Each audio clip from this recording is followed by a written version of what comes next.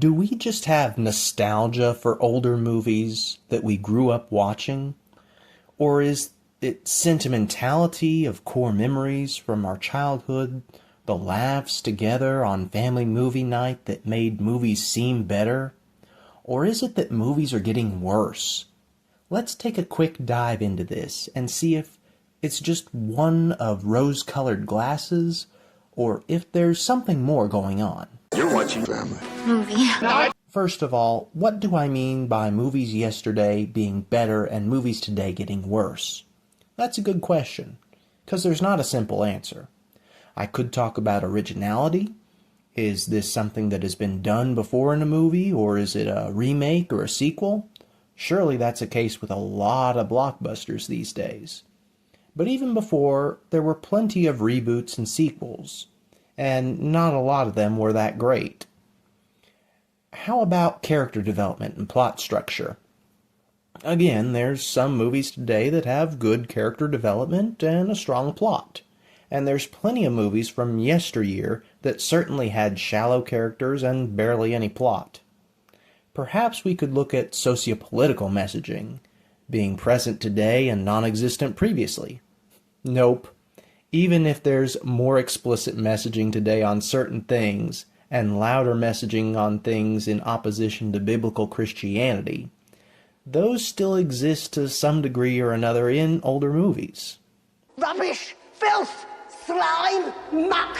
Boo! What I'm interested in for this video is how the common decency of movies has gone into decline. Sure, there's the MPAA rating system, but that does not always make things as clear as they could be.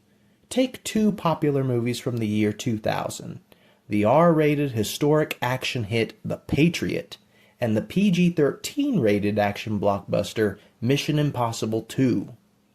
While Mel Gibson's The Patriot has plenty of violence, blood, and the disturbing nature of war in it, the movie is very mild in terms of profane language and is mostly sensible and ambiguous in terms of sexual matters. Tom Cruise, on the other hand, is a little more stylized in terms of violence, but throws a little more profane language and is a bit more promiscuous and implicit with sexual content. Some parents may find the movie with the stronger rating the more appropriate for their family movie night than the other. And yes, I know there are some stronger contrasts with some movies, especially with the release of the PG rating before PG-13 was created. However, the point here is that the MPAA isn't always that reliable, and a discerning protector should have other resources available to help decide what is good and bad for their families. There's plenty of good places out there to go for this help. But for now, let's turn back to the question of common decency. Is there no decency? Let's compare two more movies, this time from the same genre, and have a similar cast of characters. 2002's Spider-Man and 2017's Spider-Man Homecoming. I like both of these. And I was really excited to see Spider-Man in the movie theater when I was younger, and I was really excited to see Homecoming. Both are rated PG-13, but the original Spider-Man had very little and mild profane language, whereas Homecoming was a bit rougher. The same goes for sexual content. Apart from a few instances of being immodestly dressed and perhaps getting kissed upside down in the rain, there's literally nothing in the 2002 movie, whereas Homecoming has several suggestive moments, albeit often as part of conversation and played as humorous and not actual acts.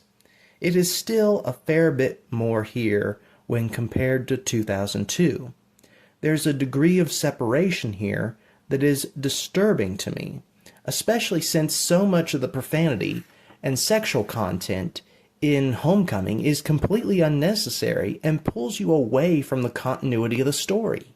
Kinda. Ugh, gross. Every household will have different rules of what their kids can and cannot watch. Every kid is different. So how movies influence them will be different as well. My parents didn't really have much of an issue taking me to see Spider-Man when I was about 9. However, they may have had different thoughts if I was only 9 when Homecoming came out.